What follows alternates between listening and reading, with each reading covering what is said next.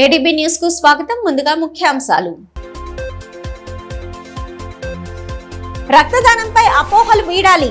అత్యవసర సమయాల్లో దాతలు ముందుకు రావాలని డిఎంహెచ్ఓ సాధన సూచన.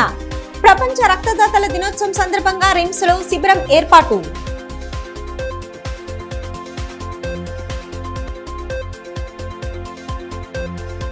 ఆదివాసీల అభ్యున్నతికి ప్రభుత్వాలు పాటుపడాలి. తెలంగాణ గిరిజన సమైక్య 3వ మహాసభల్లో డిమాండ్ చేసిన వక్తలు. గిరి ప్రాంతాల అభివృద్ధికి కృషికి పాటుపడాలన్న నేతలు.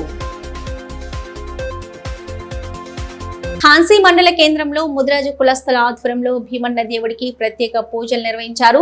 ప్రతి ఏటా భీమన్న దేవుడికి సాంప్రదాయబద్ధంగా పూజలు చేయడం ఆనవాయితీగా వస్తుంది. ఈ నేపథ్యంలో నైవేద్యాలు సమర్పించి మొక్కులు చెల్లించుకున్నారు. పాడి పంటలు బాగుండాలని, పిల్ల పాపలతో సౌఖ్యంగా ఉండాలని దేవుణ్ణి వేడుకున్నట్లు కుల పెద్ద గుగ్గిళ్ల పోచన్న తెలిపారు. ఈ కార్యక్రమంలో కుల పెద్దలు జీవన్, రాఘవస్వామి, అశోక్, శ్రీకాంత్, రమకాంత్ తదితరులు పాల్గొన్నారు.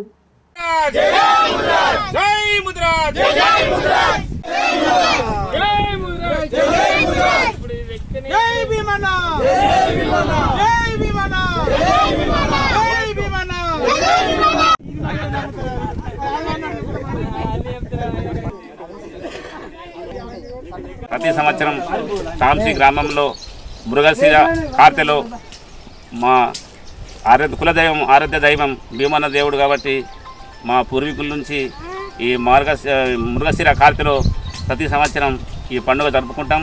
అదేవిధంగా ఇవాళ ఈరోజు ఈ పండుగ జరుపుకుంటున్నాం. పాడి పంట అట్లనే వర్షాలు సకాలంగా కురవాలని, అందరికీ ఆరోగ్యాలు ఉండాలని ఆ భగవంతుని వేడుకుంటున్నాం. ప్రమాదాల సమయంలో రక్తం అందక అనేక మంది ప్రాణాలు కోల్పోతున్నారని దాతలు స్పందించి రక్తదానానికి ముందుకు రావాలని డిఎంహెచ్ఓ సాధన డాక్టర్ అన్నారు. పట్టణంలోని రిమ్స్ ఆడిటోరియంలో ప్రపంచ రక్తదాతల దినోత్సవాన్ని పురస్కరించుకొని వైద్య ఆరోగ్య శాఖ ఆధ్వర్యంలో శిబిరాన్ని నిర్వహించారు. శ్రీ స్వచ్ఛంద సంస్థల ప్రతినిధులతో పాటు పలువురు యువకులు స్వచ్ఛందంగా రక్తదానం చేసి మానవత్వాన్ని చాటారు. అనంతరం వారికి అతిథులు ప్రశంసా పత్రాలు అందించి అభినందనలు తెలియజేశారు. ఈ కార్యక్రమంలో అదనపు డిఎంహెచ్ఓ మనోహర్ తదితరులు పాల్గొన్నారు.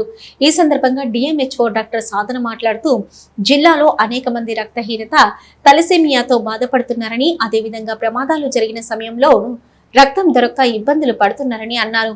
యువత రక్తదానంపై అపోహలు వీడి స్వచ్ఛందంగా రక్తదానం చేయాలని అన్నారు. అపోహలను తొలగించడానికే ప్రతి ఏటా ప్రపంచ రక్తదాతల దినోత్సవాన్ని నిర్వహిస్తున్నట్లు తెలిపారు. బ్లడ్ డొనేట్ చేసిన వాళ్ళకి ఒక్కొక్కరు 29 టైమ్స్ 39 టైమ్స్ కూడా ఇవ్వడం చూశాను. ఇవాళ ఈ ప్రోగ్రామ్కి ఈరోజు నేను రావడం అనేది నేను చాలా సంతోషంగా భావిస్తున్నాను. మరి మనము కొన్ని సంవత్సరాలు నేనైతే దాదాపు ఆదిలాబాద్ జిల్లాలోనే సర్వీస్ ఇచ్చాను. మన ఆదిలాబాద్కి నేను 13 ఇయర్స్గా ఇక్కడ ఉన్నాను. మన మెటర్నిటీ ప్రోగ్రామ్ ఆఫీసర్గా కూడా ఉన్నాను, ఎంసీహెచ్ ప్రోగ్రామ్ ఆఫీసర్గా. ఏదైతే మన జిల్లాలో బ్లడ్ డొనేషన్ అనేది చాలా చాలా ఇంపార్టెంట్ అయిన ఇది ప్రోగ్రాము. మరి ఇంతమంది మీ అసోసియేషన్స్ ఏవైతే ఉన్నాయో 12 అసోసియేషన్స్ ఉన్నాయి, అందరికీ పేరు పేరున నా తరపున ధన్యవాదాలు. ఎందుకనంటే ఈరోజు ఈ ఆదిలాబాద్ జిల్లాలో మెటర్నల్ డెత్స్ అనేది చాలా ఎక్కువ అవుతున్నాయి. మెయిన్గా ఒకప్పుడు ఎనీమియా, రక్తహీనతతోటి చనిపోయే వాళ్ళు చాలామందిని చూసాం మేము. మీ వల్ల చాలామంది కూడా మెటర్నల్ డెత్ కాకుండా బయటపడి ఈరోజు వాళ్ళు జీవిస్తున్నారు. మరి ఇంకా కూడా మనకు మా తరపు నుండి మీరు చెప్పారు, మీ సమస్యలు కూడా చెప్పారు. మనం ఏవైతే ఎంతమంది ఎన్జిఓలు అయితే ఉన్నారో వాళ్ళందరూ కూడా ఒక మీటింగ్ పెట్టుకుందాం. ప్రతి మండల్ లెవెల్లో కూడా మనము బ్లడ్ డొనేషన్ క్యాంప్స్ పెట్టుకొని, ఎందుకంటే ఇంకా కూడా మన మండల్ లెవెల్లో ఇంకా అవేర్నెస్ క్యాంప్స్ కూడా కండక్ట్ చేయాల్సిన అవసరం ఉంది. మరి ఇంకా కూడా బ్లడ్ మీద చాలా అపోహలు ఉన్నాయి. ఇంకా ట్రైబల్ ఏరియాలో అయితే చాలా చాలా అపోహలు ఉన్నాయి. వాళ్ళల్లో అపోహలను దూరం చేసి బ్లడ్ డొనేషన్ క్యాంప్స్ అనేది ప్రతి మండల్లో జరిగితే మనకి ఈ అందరికీ మనం రక్త దానం చేసినట్టుగా అవుతుంది. ప్రతి ఒక్క ప్రాణాన్ని మనం కాపాడుకున్న వాళ్ళం అవుతాము. పట్టణంలోని వైష్ణవి గ్రీన్ వ్యాలీలో గల శ్రీ త్రిశక్తి దుర్గామాత ఆలయంలో శ్రీ లక్ష్మీ గణపతి రుద్ర సహిత నవచండి సుదర్శన మహాయాగాన్ని అత్యంత భక్తి శ్రద్ధలతో నిర్వహించారు. 3 రోజుల పాటు జరిగిన యాగం ఆదివారం చేపట్టిన పూర్ణాహుతితో ముగిసింది. యాగ క్రతువులో భక్తులు పెద్ద సంఖ్యలో పాల్గొనగా అమ్మవారి కరుణ కోరుతూ ప్రత్యేక పూజలు జరిపారు. ప్రత్యేక పూజలతో అమ్మవారిని కొలిచి భక్తి భావాన్ని చాటుకున్నారు. వేద పండితులు అనంత శర్మ, పనకంటి అరుణ్ శర్మ, కాసల్రా సాయితేజ శర్మ, రాగల్వర్ అక్షయ్ శర్మల నేతృత్వంలో హోమాది క్రతువులు భక్తి ప్రపత్తులతో సాగాయి. ఈ సందర్భంగా వేద పండితులు అనంత శర్మ మాట్లాడుతూ అధిక మాసాన్ని పురస్కరించుకొని అమ్మవారి కృపను కోరుతూ యాగం చేపట్టినట్లు తెలిపారు. భక్తులంతా సుభిక్షంగా జీవించాలని ఆకాంక్షిస్తూ పూజాది కార్యక్రమాలను అత్యంత భక్తి శ్రద్ధలతో జరిపినట్టు వెల్లడించారు. చతుర్దశి అట్లాగే అమావాస్య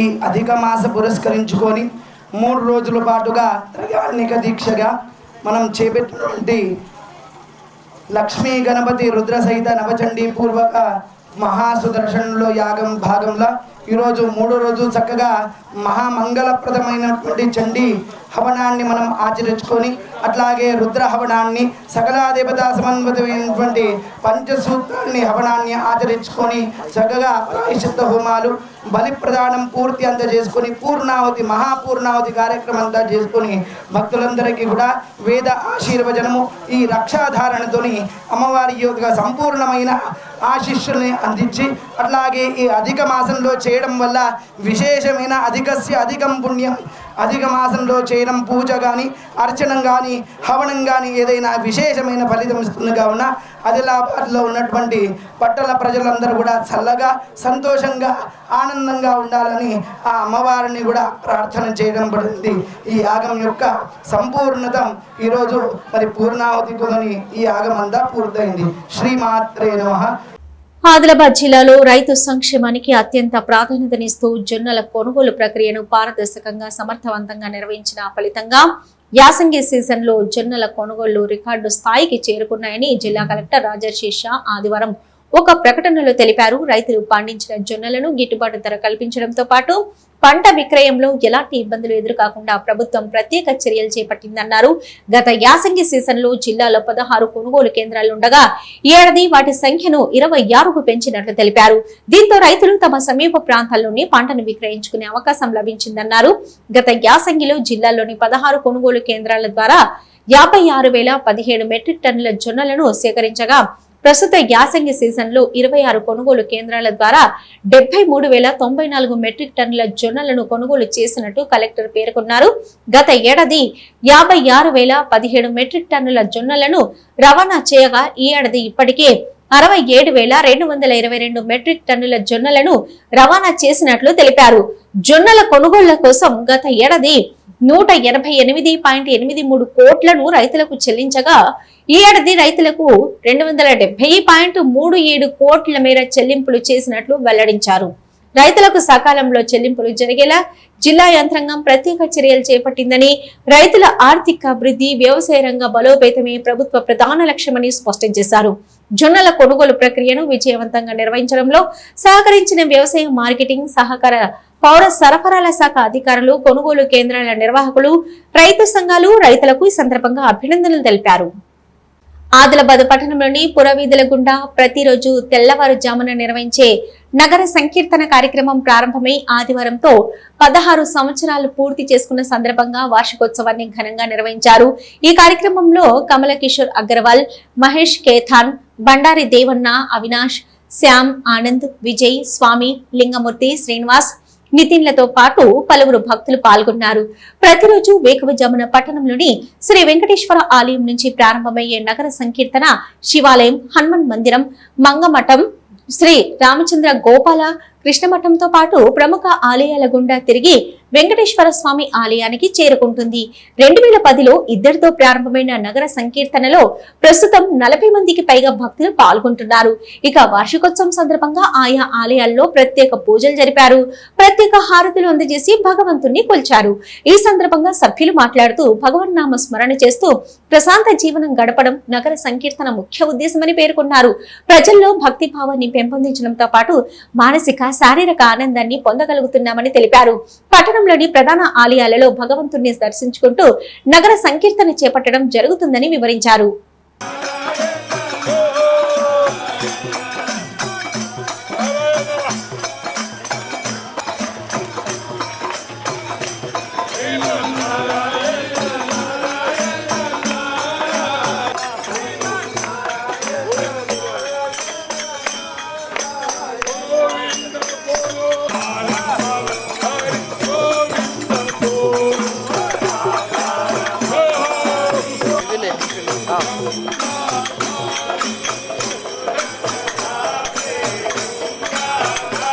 గిరిజనుల అభివృద్ధి అంటే రోడ్లు, రవాణా సౌకర్యాలు కల్పించడం కాదని, వారి స్థితిగతులను మెరుగుపరచాలని తెలంగాణ గిరిజన సమైక్య రాష్ట్ర ప్రధాన కార్యదర్శి అంజన్ నాయక్ అన్నారు. ఆదివారం సిపిఐ పార్టీ కార్యాలయంలో తెలంగాణ గిరిజన సమైక్య జిల్లా 3వ మహాసభలను నిర్వహించారు. కార్యక్రమానికి ఆయన ముఖ్య అతిథిగా హాజరై గిరిజనుల సమస్యలు, చట్టాల అమలు, ప్రభుత్వాలు వ్యవహరిస్తున్న తీరుపై చర్చించారు. హక్కుల సాధనకు ఉద్యమించడానికి కార్యాచరణను రూపొందించారు. ఈ కార్యక్రమంలో సిపిఐ జిల్లా కార్యదర్శి ముడుపు ప్రభాకర్ రెడ్డి, ముడుపు నళిని రెడ్డి, కుంటాల రాములు, గిరిజన సమైక్య మహిళా సంఘం నాయకురాలు పుష్ప, నాయకులు మేస్త్రం భాస్కర్, గేడం కేశవ్ తదితరులు పాల్గొన్నారు. అభివృద్ధి పేరిట గిరిజనులను అడవులకు దూరం చేసేలా కేంద్రంలోని బీజేపీ ప్రభుత్వం వ్యవహరిస్తుందని తెలంగాణ గిరిజన సమైక్య రాష్ట్ర ప్రధాన కార్యదర్శి అంజన్ నాయక్ ఆరోపించారు. దీనికి నిదర్శనమే మణిపూర్ లో జరుగుతున్న దాడులని తెలిపారు. అక్కడ అటవీ సంపదను కార్పొరేట్ సంస్థలకు అప్పగించేలా కేంద్రం కుట్రలు చేస్తుందన్నారు. తెలంగాణలో సైతం ప్రభుత్వం గిరిజనుల సమస్యలను పట్టించుకోవడం లేదన్నారు.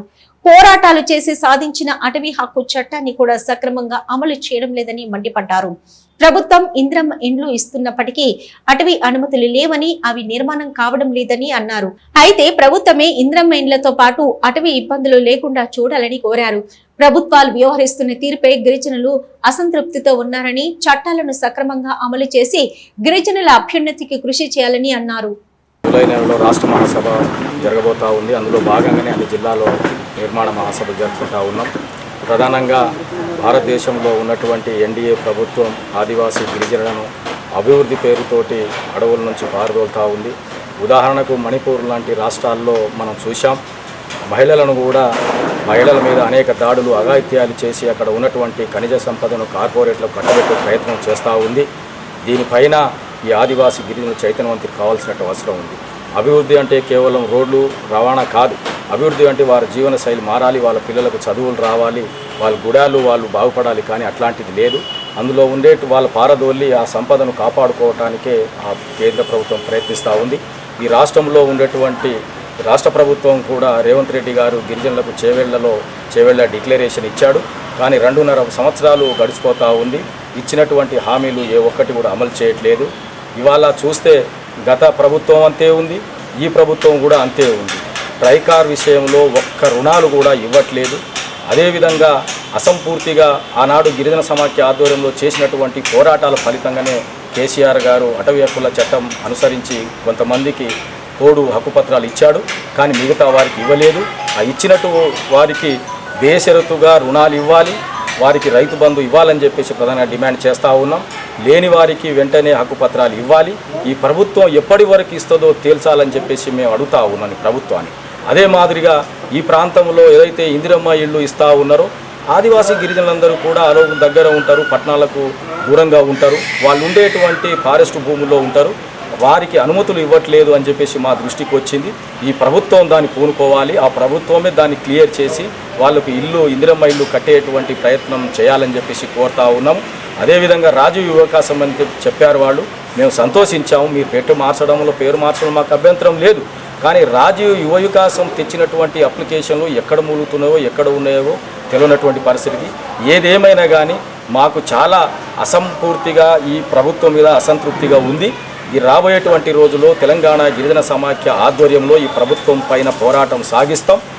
ఆదివాసుల సంస్కృతి సాంప్రదాయాలను రాష్ట్ర ప్రభుత్వం గుర్తించి తాను చేసిన పిహెచ్డిలోని ఓ అంశాన్ని ఇంటర్ పాఠ్యాంశాల్లో చేర్చడం గర్వకారణమని డాక్టర్ మేస్త్రం మనోహర్ అన్నారు.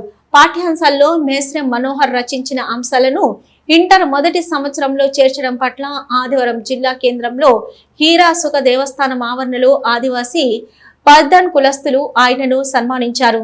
ఈ కార్యక్రమంలో పర్ధన్ కులస్తులు కుర్సింగ తానాజీ, మేస్రం శంకర్, గేడం యాదవ్, డాక్టర్ శ్రీధర్, గేడం మనోహర్, కుడ్మెత్త ప్రకాష్, మేస్రం కృష్ణ, సిడం రవి, మహిళా నాయకురాళ్లు మేస్రం సంగీత, గిరిజ తదితరులు పాల్గొన్నారు. ఈ సందర్భంగా డాక్టర్ మేస్రం మనోహర్ మాట్లాడుతూ తాను పిహెచ్డి చేసిన అంశంలో నుంచి ఆదివాసీ సంస్కృతుల్లో పర్ధన్ సాంప్రదాయాలను ప్రపంచానికి తెలియజేసేలా ప్రభుత్వం ఇంటర్ పాఠ్యాంశాల్లో చేర్చడం సంతోషంగా ఉందన్నారు. గతంలో కేంద్ర సాహిత్య అకాడమీ గ్రహీత దివంగత సామాల సదాశివ మాస్టర్ తర్వాత పాఠ్యాంశాల్లో అంశాలు వచ్చిన 2వ వ్యక్తిగా తాను ఉండడం గర్వకారణంగా ఉందన్నారు. ప్రభుత్వం కూడా సంస్కృతి సాంప్రదాయాలను నేటి తరం వారికి అందించాలనే లక్ష్యంతో తనకు అవకాశం కల్పించినందుకు ఫర్దాన్ సమాజ్ తరపున ధన్యవాదాలు తెలిపారు.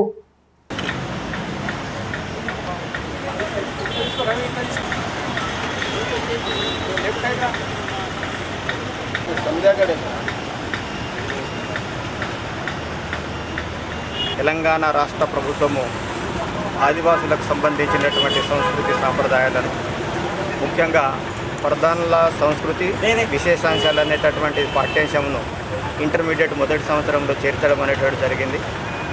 నేను పిహెచ్డి చేసినటువంటి గ్రంథం నుంచి తీసుకొని ఆ సమన్వయ సంఘం ఏదైతే ఉన్నదో దాన్ని పరిశీలించి ఆదివాసులకు కూడా పాఠ్యాంశంలో స్థానం కల్పించాలనేటువంటి దృక్పథంతో నేను రాసినటువంటి పిహెచ్డి గ్రంథం నుంచి సేకరించి దాన్ని పాఠ్యాంశంలో చేర్చడం అనేటువంటి జరిగింది. బహుశా ఇది ఆదిలాబాద్ జిల్లాకు ఈ ప్రాంతంలో ఉన్న వారికి దక్కినటువంటి రెండవ గౌరవం అనుకుంటాను. మన సాముల సదాశివ్ గారు రాసినటువంటి పాఠాల నుంచి తీసుకున్న తర్వాత ఇంటర్మీడియట్ స్థాయిలో రావడం అనేటటువంటిది ఆదివాసులకు సంబంధించినటువంటి విషయాలు, ముఖ్యంగా ప్రధానులకు సంబంధించినటువంటి సంస్కృతి విశేషాలు, దాంట్లో గోండి సంస్కృతికి సంబంధించినటువంటి విశేషాంశాలు కూడా రాయడం జరిగింది. దాన్ని తీసుకోవడం అనేటటువంటిది ఈ జిల్లాకు రెండవ వ్యక్తిగా బహుశా నేనే ఉండొచ్చు. కనుక నాకు అవకాశం కల్పించి పాఠ్యాంశంలో మా గిరిజనులైనటువంటి ప్రధానుల యొక్క సంస్కృతి సాంప్రదాయాలను ఆదిలాబాద్ జిల్లాకు, వరంగల్ లేకపోతే ఖమ్మం జిల్లాలకు పరిమితం కాకుండా యావత్ స్టేట్ మొత్తానికి, తెలంగాణ రాష్ట్రం మొత్తానికి తెలపడానికి ప్రయత్నం చేసినటువంటి ఇంటర్మీడియట్ బోర్డు వారికి, దాంట్లో రచనా సంఘంలో ఉన్నటువంటి సభ్యులందరికీ కృతజ్ఞతలు తెలుపుతున్నాను. ముఖ్యంగా నేను ప్రధాన సమాజంలో పుట్టడం, నా బాల్యం నుంచి అబ్జర్వేషన్ చేసినటువంటి దానికి పరిశీలించి రాయడం అనేటటువంటిది జరిగింది. నాకు గైడ్ ఉన్నటువంటి భట్టు రమేష్ గారికి, నాకు సహకారం చేసినటువంటి వెంకన్న గారికి కూడా ఈ సందర్భంగా నేను కృతజ్ఞతలు తెలుపుతూ కమిటీ సభ్యులందరికీ కూడా మనస్ఫూర్తికంగా కృతజ్ఞతలు తెలుపుతున్నాను. ఇది బహుశా ఆదివాసులకు సంబంధించినటువంటి చారిత్రాత్మకమైనటువంటి అంశం కనుక దీన్ని సంతోషంగా హర్షిస్తున్నాను. అఖిల భారత జాతీయ కాంగ్రెస్ కమిటీ ఆదేశాల మేరకు టీపీసీసీ మరియు మీడియా కమ్యూనికేషన్స్ టీం ఆధ్వర్యంలో రాష్ట్ర వ్యాప్తంగా నిర్వహిస్తున్న ఐఎన్సీ టాలెంట్ హంట్ కార్యక్రమ పోస్టర్ ను ఆదిలాబాద్ జిల్లా కాంగ్రెస్ కమిటీ అధ్యక్షులు డాక్టర్ నరేష్ జాదవ్ ఆవిష్కరించారు. ఈ కార్యక్రమంలో ఉమ్మడి ఆదిలాబాద్ జిల్లా కోఆర్డినేటర్ భూపెల్లి శ్రీధర్ పాల్గొన్నారు. ఈ సందర్భంగా నరేష్ జాదవ్ మాట్లాడుతూ యువతలో ఉన్న ప్రతిభను వెలికితీసి కాంగ్రెస్ పార్టీ మీడియా మరియు కమ్యూనికేషన్స్ విభాగంలో సేవలందించే అవకాశాన్ని ఈ కార్యక్రమం కల్పిస్తుందని తెలిపారు. మీడియా వక్తలు, పబ్లిసిటీ కోఆర్డినేటర్లు, రీసెర్చ్ టీం సభ్యులుగా పనిచేయాలనుకునే యువతీ యువకులు పెద్ద సంఖ్యలో నమోదు చేసుకోవాలని పిలుపునిచ్చారు. ప్రతిభతో కాంగ్రెస్ పార్టీ పక్షాన ప్రజల గొంతుకగా మారండి అనే లక్ష్యంతో నిర్వహిస్తున్న ఈ కార్యక్రమాన్ని యువత సద్వినియోగం చేసుకోవాలని కోరారు. అభిమానులకు మరి అదేవిధంగా ప్రజాస్వామ్యవాదులు, విద్యావంతులు, మేధావులు, మరి ముఖ్యంగా ఈ భారతదేశ అభ్యున్నతిని కోరేవాళ్ళం ప్రతి ఒక్కరికి పేరు పేరున నా యొక్క నమస్కారాలు. ఆదిలాబాద్ జిల్లా కాంగ్రెస్ పార్టీ అధ్యక్షునిగా మీకు అందరికీ ఒకటే నేను కోరేది, ఈ దేశంలో ప్రజాస్వామ్యాన్ని కాపాడాలంటే, ఈ దేశాన్ని రక్షించాలంటే, ఈ దేశంలో ప్రస్తుతం జరుగుతున్నటువంటి పరిణామాన్ని ఒకసారి మనం ఆలోచన చేసి, మరి అదేవిధంగా ముఖ్యంగా ఈ దేశంలో ప్రజాస్వామ్యం ఏ విధంగా కూని చేస్తూ ఉన్నారో బీజేపీ ప్రభుత్వం, దాని గురించి ప్రజాస్వామ్యంలో ప్రజాస్వామ్యబద్ధంగా ప్రజల్లో తీసుకెళ్లడానికి మరి కాంగ్రెస్ పార్టీకి ముఖ్యంగా స్పోక్స్ పర్సన్స్ కానీ, రీసెర్చ్ స్కాలర్స్ కానీ, రీసెర్చ్ పబ్లిసిటీ చేసేటోళ్ళు కానీ, మరి కోఆర్డినేటర్స్ కూడా నిస్వార్థంగా కాంగ్రెస్ పార్టీకు పనిచేసే వాళ్ళు ఈ నేషనల్ టాలెంట్ హంట్ అనే రిజిస్టర్ చేయాలనేసి ఆదిలాబాద్ జిల్లా కాంగ్రెస్ పార్టీ తరఫున మేము మీకు అందరినీ ఆహ్వానిస్తున్నాం. మరి ఇది కాంగ్రెస్ పార్టీ ఒకటే కాదు, ఇది ప్రత్యేకంగా మన దేశ ప్రజాస్వామ్యాన్ని, రాజ్యాంగాన్ని రక్షించే దాంట్లో మీరు కూడా భాగస్వామ్యం కావాలనేసి కాంగ్రెస్ పార్టీ తరఫున పిలిపిస్తున్నాం. ముఖ్యాంశాలు మరొకసారి చూద్దాం. రక్తదానంపై అపోహలు వీడాలి, అత్యవసర సమయాల్లో దాతలు ముందుకు రావాలని డిఎంహెచ్ఓ సాధన సూచన. ప్రపంచ రక్తదాతల దినోత్సవం సందర్భంగా రిమ్స్ లో శిబిరం ఏర్పాటు.